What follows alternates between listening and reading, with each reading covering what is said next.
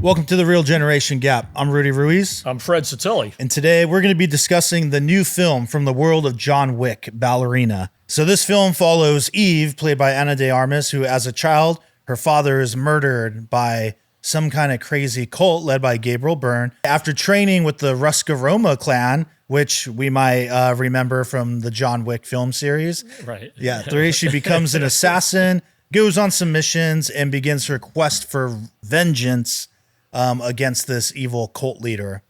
So this movie, I will say, I believe it was in production for like quite a while before it finally came out. I remember there being whispers of a John Wick spinoff way early on. And initially, I wasn't too thrilled to see this one because I just felt like, okay, we already have John Wick. I don't need to see another person just do the John Wick thing. You know, it's like, we already got that. Yeah. It is, give us something different. We get it. And as much as I enjoy the world building in John Wick, and I still got to watch that Continental TV show. I never saw it, but I don't know. I wasn't too sure. It's like, do I really need to see Ana de Armas just kind of be him? And what I really appreciated about this movie is one straightforward revenge story, pretty simple plot, nothing new here. But what I really like is they don't completely do it, but I feel that they try to get away from the whole kind of girl boss trope.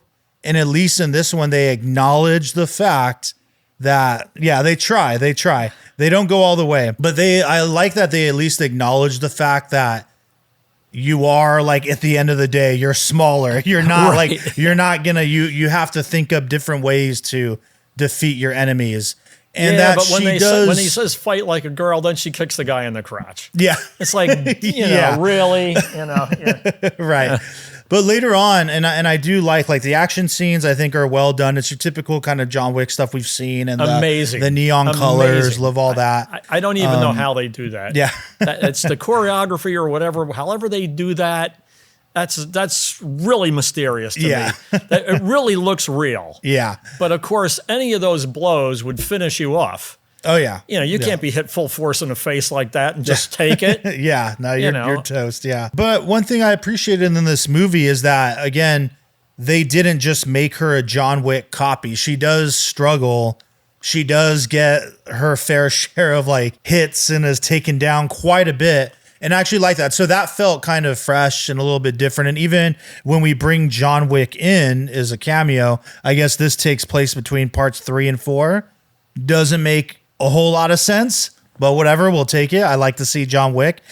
There is a moment where they fight, and I'm glad that because in a world, this is the thing with all these superhero movies now too, where everybody just gets bestowed powers and abilities. In a world where everybody is special, nobody's special, right? That's right. That's why I don't want to see just more John Wick. So I was like, they better not be like evenly matched or some nonsense, because it's going to kill the rest of the movies. Yeah, no, he clearly dominates the fight. Big time. Like, she didn't stand a chance. Right. Yeah, just every move, he's just like, and just toying with her. But he's not trying to finish her off. That's how she survives. Yeah, he's just putting her down, like, hey, like, just calm down, walk calm away. down. Yeah, just walk away from this. Don't make me hit you again. Yeah. You know, like, yeah, got you at gunpoint, got you by the throat, got your arm in the thing. You know, yeah, he holds her so many times. Yeah. So for the most part, I mean, yeah, I think it was a pretty fun movie. I did like the kind of grenade scene, even though it doesn't. I wanted. Yeah.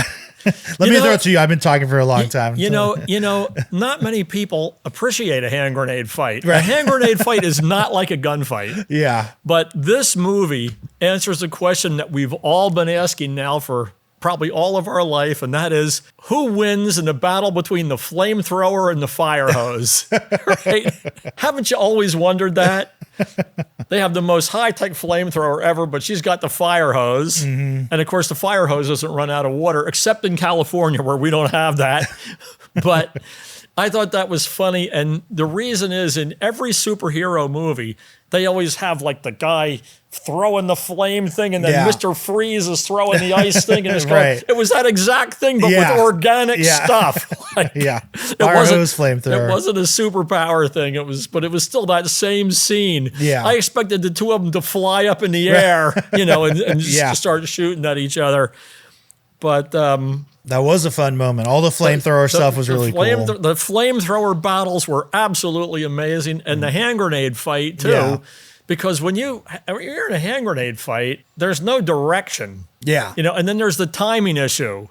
So they portrayed that real well. Yeah. Probably some veteran who really knew how to have a hand grenade fight, And it was great that she picked that weapon. Like she was in that giant armory, the guy's gun shop, where at every possible thing, she grabs a belt of hand grenades. That's what I was about to say, is that feels like the moment where one thing I love about the John Wick movies is they just find a cool new way to like make the action better than the previous movie. And I'm always like, how are you going to top it? And they always do.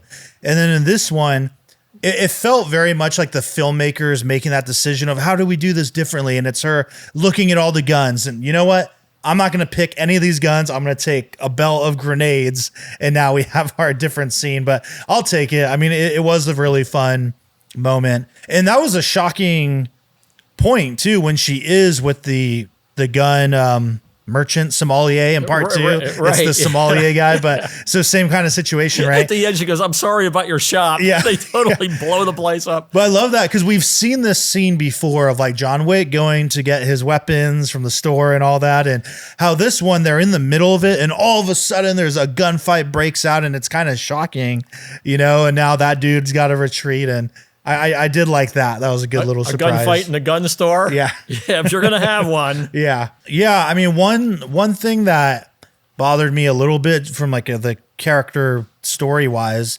was the fact that there's a reveal that this other assassin from the cult she's trying to get revenge against is her sister.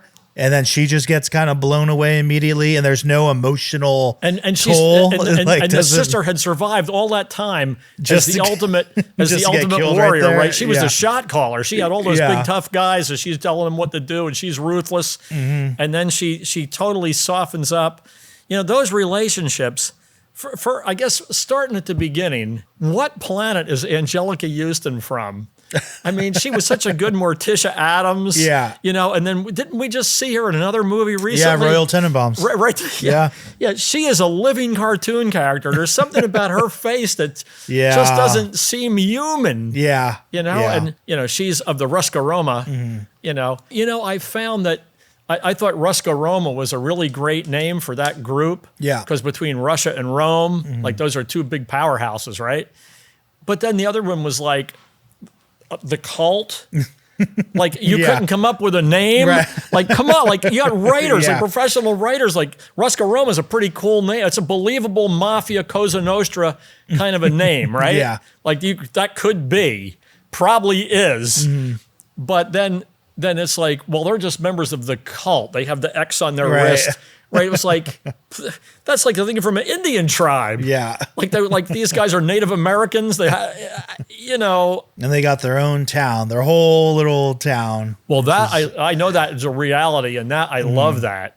Right? It was really interesting because that's a point of like, man, how's she going to get out of this? I actually wrote it down so I wouldn't forget the name of that. Now I can't find it in the paper here, but it's Hallstatt, right? Hallstatt. And there is in Switzerland there is Gstaad, right?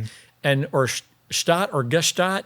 And the thing about Switzerland, and this place was obviously there was snow and it was up in the mountains, so it was very Swiss-like. But there are plenty of places like that in Europe. But in Switzerland, everybody is conscripted into the army, and they issue your gun, and you have to keep it for life. And everybody is supposed to be a proficient rifleman. So when World War II came, and they said to the Swiss, they said, "What are you going to do if Hitler, invades Switzerland?" And they said, "Every citizen will take one shot." Like they're all like one shot, one kill. Like the whole town, like every citizen will take one shot. We'll put the Nazis out of business, right? If they come here. So the fact that they had that, Hallstatt, right? They announced everybody in the town has a license to find this girl and kill her.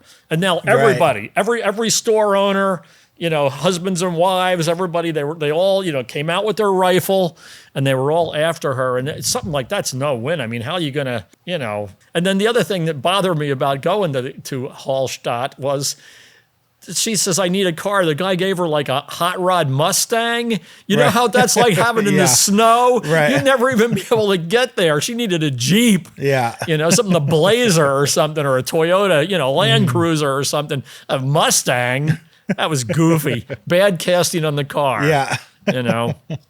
And the other thing, since I always mention the music, this thing had virtually no soundtrack. It was just all shooting. But I do love Swan Lake so much. And when I went home from the theater, I actually put on Swan Lake and I listened to it. Nice, yeah. You know, because it's such a masterpiece. And it's Tchaikovsky. And, you know, people, we say these names, right? Da Vinci, right? But they never know. Tchaikovsky's first name was Peter.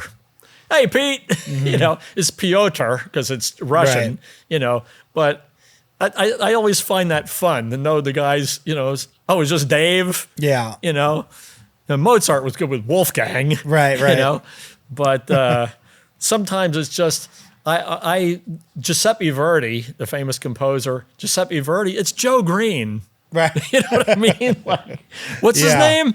Yeah, it sounds Giuseppe Verdi. You know, it sounds kind of cool here, but over there it's just that. But so it was great that they played Swan Lake all through, and the little music box and everything. And the thing I really loved, and I'll do spoiler alert at the end because it was such an adorable ending, was when they were training her, Eva, to be a killer. She was also, as part of her martial art training and everything, she was taking these ballet lessons. And there was another ballerina there, Kikamura, who she washed out because she wasn't a killer. And so she says, you're the best ballerina here. It's like, where is she? Well, she's not a killer. We had to let her go.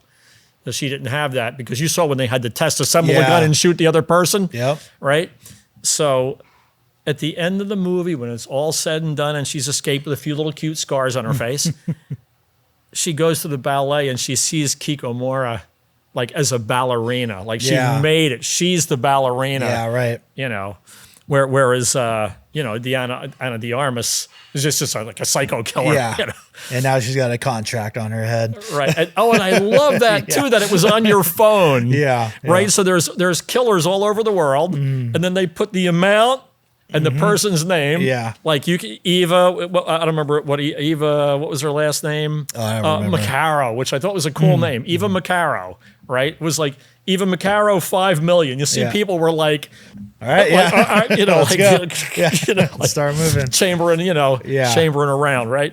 And it was like, and that one scene when they were in the fabulous hotel. Those hotel scenes are really cool. Yeah. Right? The Safe House Hotel. And she shoots a whole bunch of people and the guy goes, you'll have to check out. Yeah. You know, like, but all these people are sort of in this waiting room or whatever, you know, in the lobby or whatever, and they see that the contract doubles and like 12 people get up at once. Yeah. Like, it's on. We're going. Even though they all know by this point the rules of you can't conduct business in the Continental or else you're excommunicado. Right. In that moment when they all just on their knees get whacked, she's like, I didn't do anything. They started shooting at me first. Right. And they're like, all right. And they just cap all those people. It's just a really fun shoot 'em up movie. If you like lots of kickboxing, you know, people flying through the air, incredible martial arts stuff that no human could really do.